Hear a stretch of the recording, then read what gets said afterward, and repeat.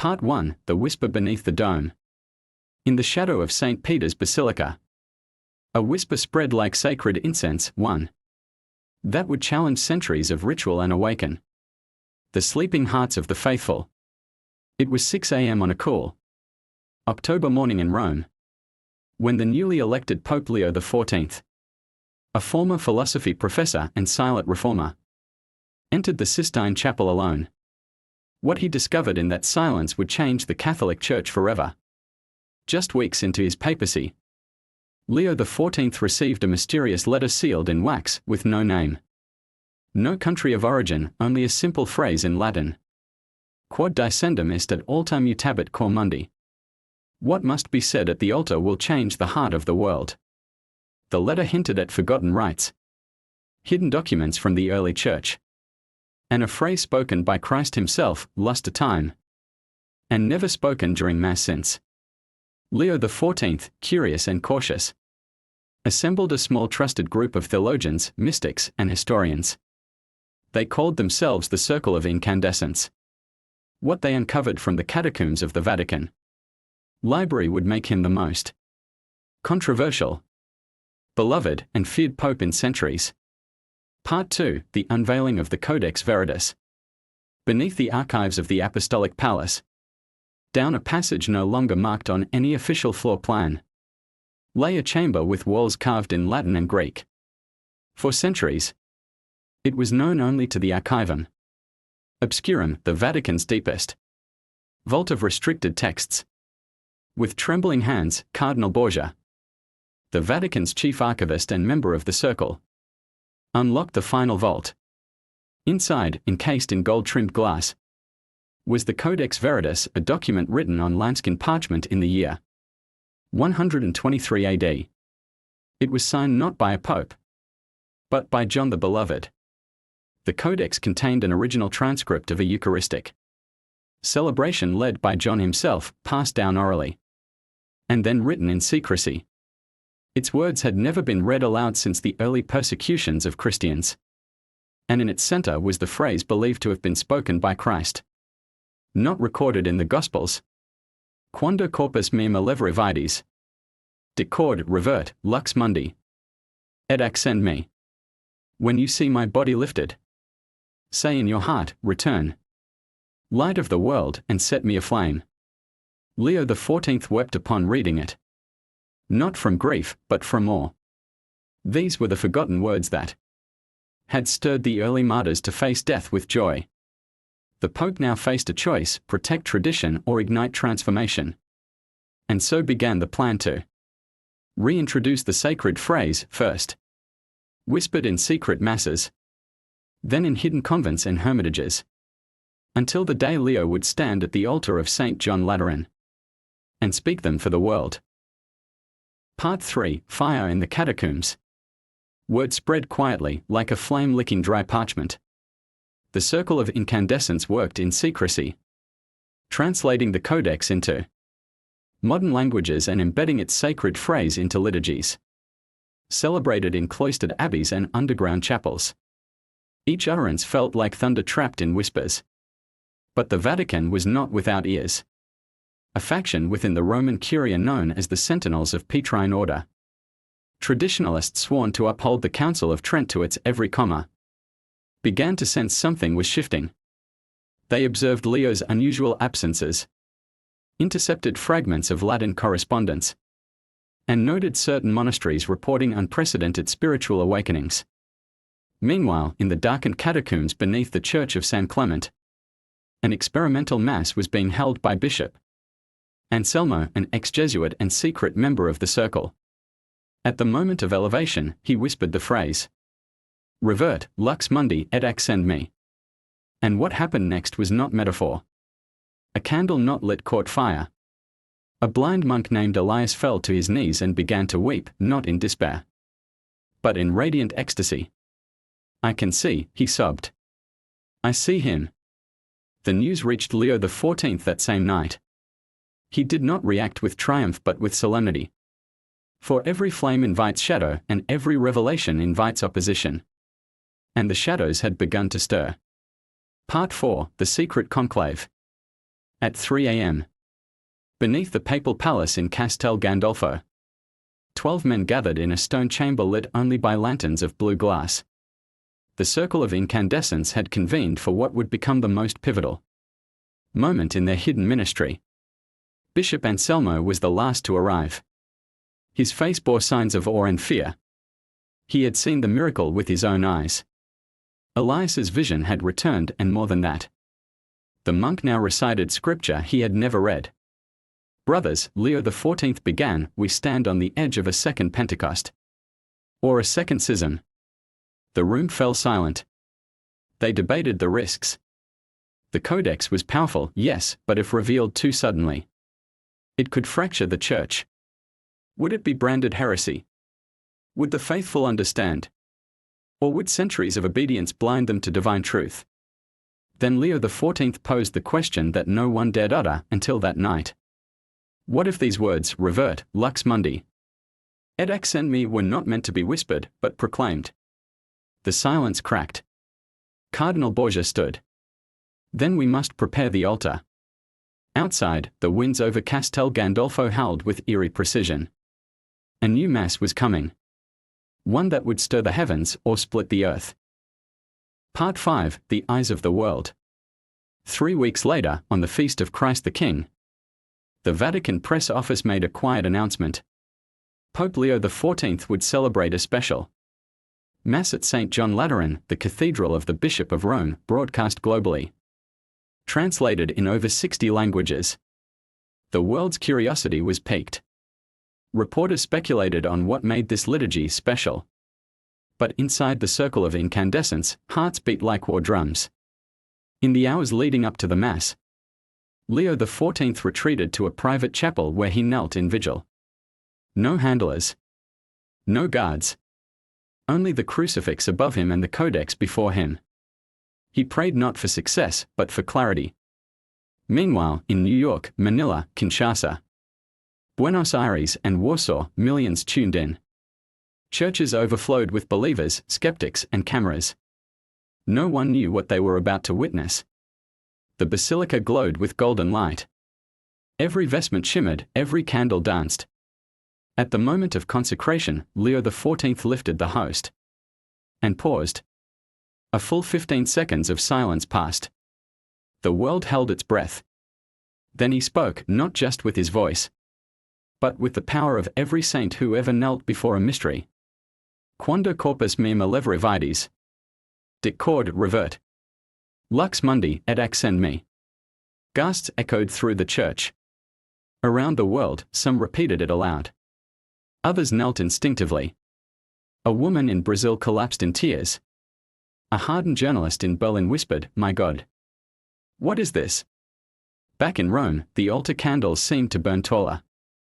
The marble floor trembled ever so slightly. And somewhere deep in the catacombs, Elias the monk sang a hymn that hadn't been heard since Antioch. The Vatican press corps was stunned. No prepared statement. No footnotes. Just one radiant phrase. And the beginning of a fire that would not be extinguished. Part 6, The Splitting of the Veil. What followed was not debate, but an awakening and a war. Within hours, Cardinal Moretti of Milan condemned the Mass as a liturgical theatre and demanded an emergency session of the College of Cardinals. But for every condemnation, there were 10 awakenings. Emails flooded diocesan offices. Bishops from Africa, Asia, and South America reported mass conversions, unexplainable healings, and spontaneous weeping during Eucharist celebrations where the phrase was repeated. On social media, the phrase "revert, lux mundi" trended for days. Celebrities, spiritual influencers, even atheists were captivated. What is this light of the world? They asked. Meanwhile, Pope Leo XIV disappeared from public view. He returned to Castel Gandolfo, choosing silence over explanation. The Vatican's press office offered no comment. Rumors spread. Was he exiled? Was he writing an encyclical? Had he gone mad? The circle of incandescence met again. This time, with new members, bishops, artists, scientists. For the first time in history, dialogue between mystics and mathematicians, monastics and musicians, erupted around a single phrase. And deep in the archives, a new line was found in the Codex Veritas. Et post verbora luminis dividida velum templi iterum.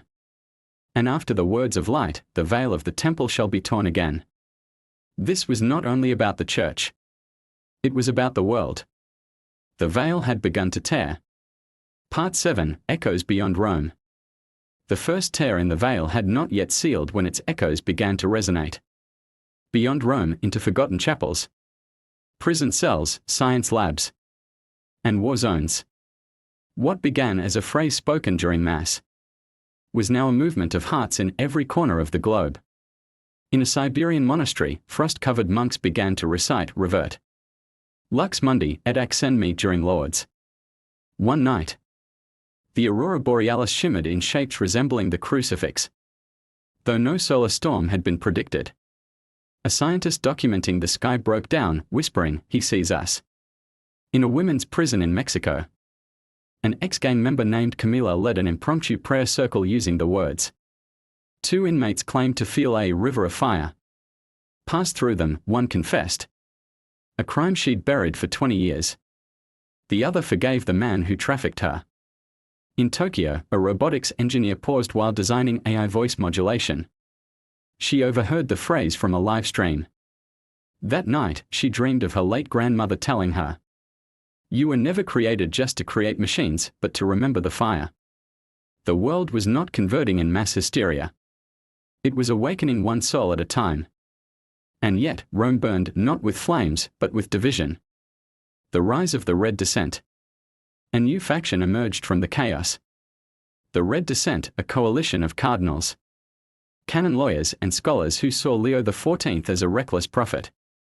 They accused him of liturgical innovation bordering on Gnosticism. A prominent voice among them, Cardinal Benedetto Scarra of Naples, published a 200-page treatise titled The Heresy of the Burning Phrase.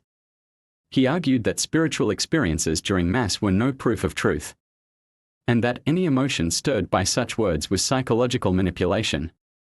The Mass is a rite, not a revival, he wrote. We do not need fire. We need obedience. His words spread. Bishops in Germany, Austria, and parts of Canada banned the phrase from public masses. Priests were forced to sign documents pledging allegiance to the unchanged canon. And yet, underground, the words only spread further. The return of the Pope. 2 months of silence ended on a December morning when Pope Leo XIV emerged. Not in papal white, but in simple brown robes. He walked into the chapel of the Holy Cross in Jerusalem, unannounced. The world's cameras caught him kneeling beside children in wheelchairs, placing their hands over his heart and whispering, "The light burns not from my lips, but from their souls." In the evening, he gave a short, unscripted address. The church does not need saving, it needs reawakening. And sometimes, God chooses fire, not formula, to stir his people. What is spoken at the altar must no longer remain locked behind stone. It must live, breathe, and walk with the poor. The world split. Some hailed him as a prophet. Others demanded his resignation. The gathering flame. In the heart of Uganda, a 12-year-old named Job had been orphaned in a rebel raid. He was mute for years. During a Eucharistic procession where the burning phrase was sung in Swahili, he spoke his first words, "He called me by name." In Detroit, a pastor who hadn't had a full congregation in decades found his pews filled after using the phrase. A teenager came forward after communion and said, "I don't know what happened, but I think I forgave my father." In Seoul, a composer heard the phrase and began writing a symphony called Missa Ignis, the Mass of Fire. The symphony would later cause audience members to cry, faint, and convert in concert halls. The Vatican attempted to contain the movement. They failed. And deep within the circle of incandescence, Leo XIV shared a truth he hadn't dared voice before. These words are not only for Mass. They are a call to the entire cosmos. And soon, we will see what the cosmos has to say back. Part 8, the 8th day. Rain fell upon Rome like anointing oil, warm and ceaseless. It was the octave, the 8th day, since Leo's Mass at St. John Lateran. In biblical tradition, the 8th day is a day beyond time. Beyond law, a symbol of eternity. Inside Castel Gandolfo, the circle of incandescence gathered once more. Elias, the once blind monk, arrived unannounced. His eyes were clear, his posture upright. He carried a scroll. "The veil is torn," he said. "And behind it is a question." He unrolled the scroll. It was not parchment, it was linen. And on it, in faded ink, were words none had seen before, in Aramaic. Cardinal Borgia gasped. "That's not from the Codex." "No," Elias replied. "It's older." The words translated roughly. "He who lifts the bread must also lift the burden. Say not only return, but become the light." A new understanding dawned. The phrase was never just invocation, it was transformation. That night, across the globe, spontaneous masses began to include both lines. Revert, lux mundi et accend me. Fiat lux per me. Let there be light through me. And in a hidden chamber of the Vatican, the last page of the Codex Veritas began to glow. A glow that would reach the stars. Part 9, the Council of Flame. The announcement came without trumpet or fanfare. Just a single parchment posted on the doors of every cathedral in the world. Handwritten, wax-sealed, bearing the papal sigil.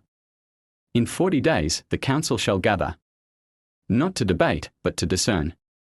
Come not as judges, but as those who seek fire. The world held its breath. It had been centuries since the last ecumenical council. And never before had one been called without rigid agendas, prepared encyclicals, or political negotiations. But Leo XIV had summoned bishops, abbots, mystics, and lay prophets to a place few had entered, the abandoned Basilica of St. Paul outside the walls. Damaged by fire long ago, never restored. It was to be the Council of Flame. When the 40 days passed, they came, not just clergy, but poets and physicists, monks and mothers, artists and archaeologists. The Vatican offered no liturgical structure. The only guide was the phrase, repeated in every language under heaven. Revert, lux mundi et accend me. Fiat lux per me. The opening session did not begin with speeches. It began with silence. And then Pope Leo stood, not at a throne, but barefoot on the ash-stained floor. He lifted the Codex Veritas and spoke. We forgot that the Mass was not invented, it was remembered.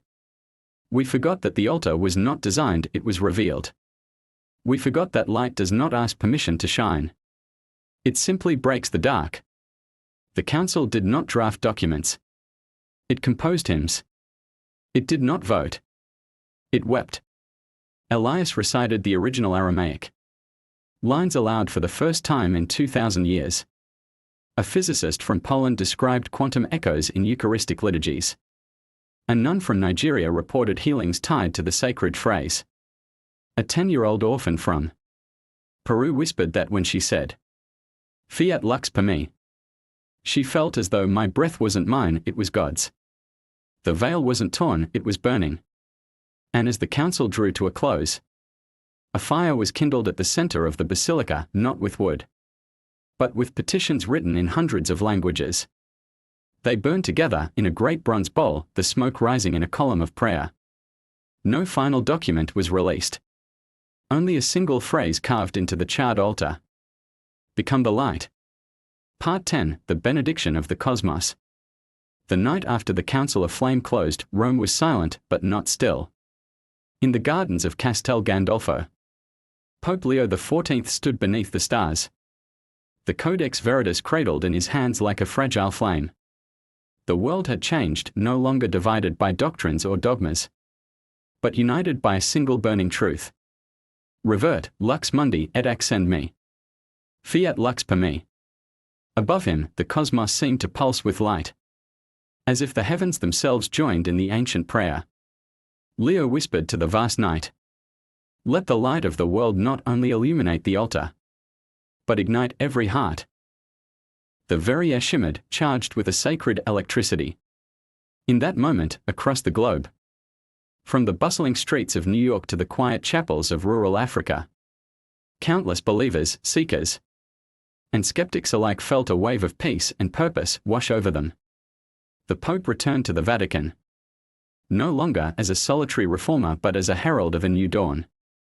The Codex Veritas was placed in a glass reliquary, its pages glowing softly, an eternal flame of faith, hope, and transformation.